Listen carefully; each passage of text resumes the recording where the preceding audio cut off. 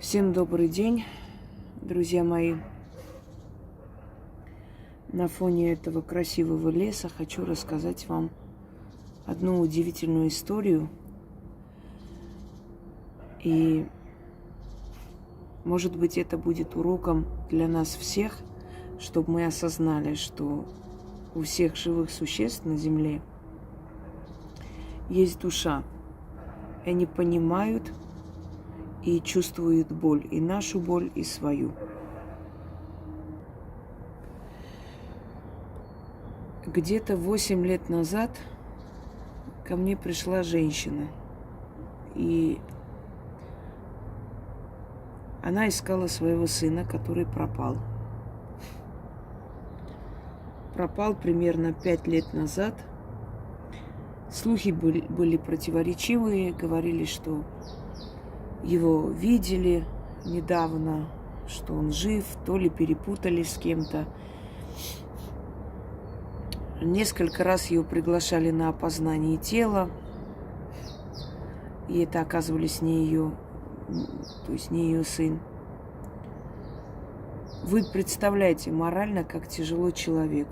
Человек иногда смиряется со смертью, но очень тяжело жить в неизвестности, не зная, жив твой ребенок, нет, мучают его, сыт он, может, где-то в подвале закрыт, может, в руках какого-то психически больного, и ты так и не узнаешь, что с ним случилось. Различные страшные варианты, версии приходят на ум. И человеку нужно понять и успокоиться, поставить точку. И она пришла ко мне, я просмотрела ее ситуацию. Я описала примерно, в каком лесу убили ее сына. Его убили. И когда я назвала имена, она поняла, о ком речь. Для чего это было сделано, поскольку там сыновья высокопоставленных начальников, до них не докопаться, это будет лишний труд. Она боялась за внучку, понимала, что такие люди способны на все, и ей остается только смиряться. Единственное, что я сказала, что наказать этих людей возможно, и в итоге они наказались. Один из них погиб в автокатастрофе. Но это уже другая история, об этом не будем сейчас. И она попросила единственное найти останки ее ребенка, хотя бы похоронить. Я сказала, что тело я не вижу, потому что от тела уже ничего не осталось. И, скорее всего, они находятся в каком-то водном пространстве, может быть, река, озеро, что-либо такое возле леса. Она поняла, про какой лес идет речь, потому что недалеко от этого леса есть такая особая зона военная, потом идет лес и так далее. Это не очень далеко, это где-то ближнее Подмосковье. И я сказала, что если у вас будет возможность вести поиски только там. Естественно, поблагодарила меня, уехала, и мы с ней держали связь некоторое время. Потом она мне рассказывает, что в таком состоянии отчаяния села, заплакала возле фотографии сына и сказала, каким-нибудь образом дай о себе знать. И говорит, буквально вечер я беру своего племянника и говорю, поехали в этот лес, я хочу там просмотреть. Возле водного пространства, река, озеро. Это очень тяжело, друзья мои. Пропускать через себя вот такие судьбы.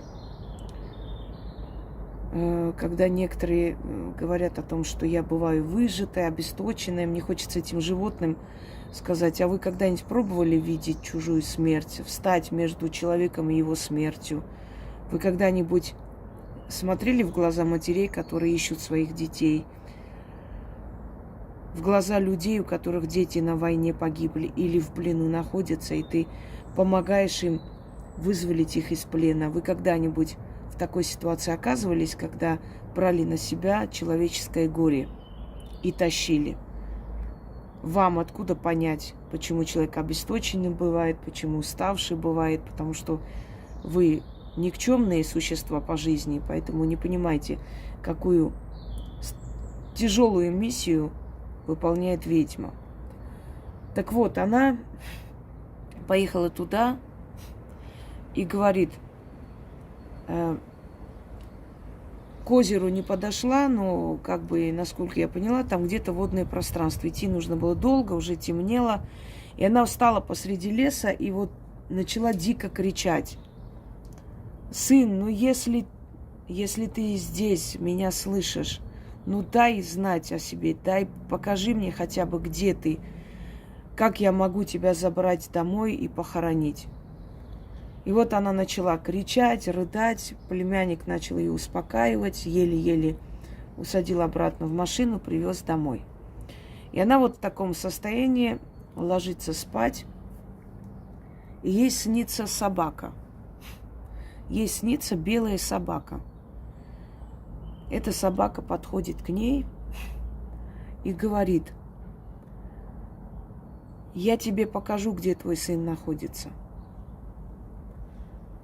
Твой сын находится на дне озера. И вот там, где 3 березы вместе срослись, там его убили. Не тревожь его кости, потому что он стал хранителем этого озера. Теперь он сам будет спасать людей, которые окажутся в этом лесу. Поэтому не забирай его оттуда, не тревожь. И она говорит: я изумилась, что собака говорит на человеческом языке, и поняла, что это самка. То есть видно было, что у нее налитая грудь, то есть она родила щенков. И она продолжает, ей говорит: я тебе сказала, где твой сын находится. Ты его уже не спасешь. Но ты можешь спасти моего ребенка. Хотя бы одного спаси. И она отвернулась и ушла к этим 3 березам. Она говорит: я посреди ночи проснулась, меня прям кипятком обдали. Не смогла уснуть до утра. Утром опять позвонила своему племяннику и попросила поехать в этот лес. Они туда поехали. Идет по тому направлению, которое ей во сне указала собака. Идет к этим 3 березам и видит возле этих 3 берез умершую собаку. И возле нее 3 щенков маленьких. И из этих 3 только 1 живой. По какой причине она умерла, непонятно. Может быть, от истощения, может, отравили ее. Ну и щенки, естественно, или от голода.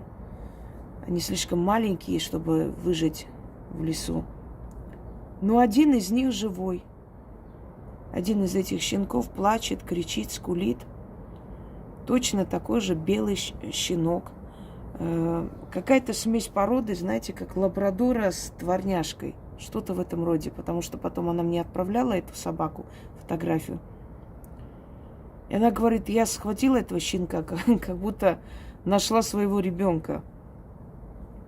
Встала возле нее и говорю племяннику: Витя, есть у нас чем копать здесь яму? Они нашли какое-то там приспособление в машине, выкопали яму, похоронили эту собаку с щенками, взяли этого маленького щенка. Она подошла к этому озеру, нашла это озеро, окурила там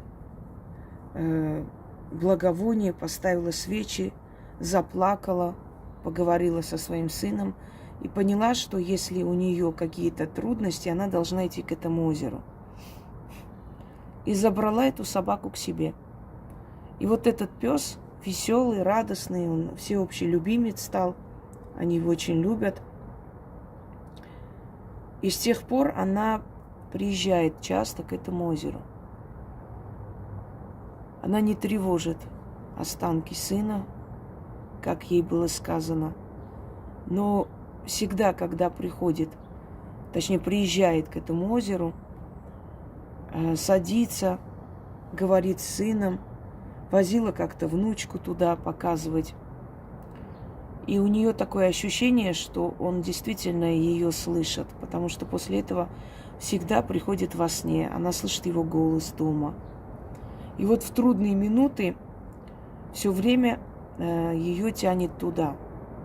И как-то она рассказала такую ситуацию, когда у них на работе была проверка, и на нее пытались свалить финансовые махинации, поскольку она бухгалтер, как бы списать на нее. Ну, это светило просто срок и очень нехорошие, неприятные вещи. И она приехала к озеру. Она приехала к своему сыну, посидела там, попросила у него помощи, заплакала. И на следующий день узнает, что с утра проверка, милиция, МВД, не знаю, ОМОН в этих масках. Они все зашли, начали переворачивать всю эту бухгалтерию, забирать. И оказалось, что каким образом это случилось, непонятно. В общем, выяснилось все махинации их начальника. Он пытался сбежать ночью, но его задержали. Одним словом, все это выяснилось, и пришел другой руководитель. Всех их оставили дальше работать на своих местах и полностью сняли с них подозрения. Потусторонний мир, он живет рядом с нами. Души наших близких и родных могут прийти и через животных, и через сны, и через внутренние какие-то переживания и чувства подсознательные, дать нам совет, помочь. Всегда помните об этом. И то, что она поехала в этот лес, плакала, кричала, искала его. И вот душа той самой собаки, которая находилась там и пыталась спасти своего щенка, услышав это, пришла к ней во сне, чтобы хоть одного из своих детенышей суметь спасти с помощью этой женщины.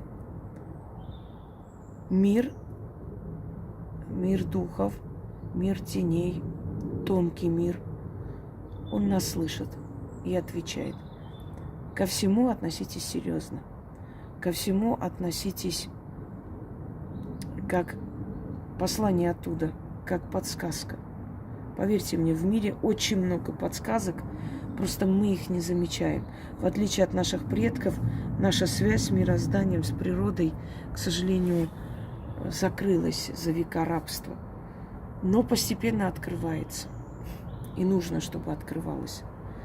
Только в единении с мирозданием, с мировым разумом мы с вами можем достичь вот этого счастливого будущего, счастливой жизни, спокойного ухода и дальнейшего существования в мироздании как энергии, как души. Всем удачи и всех благ.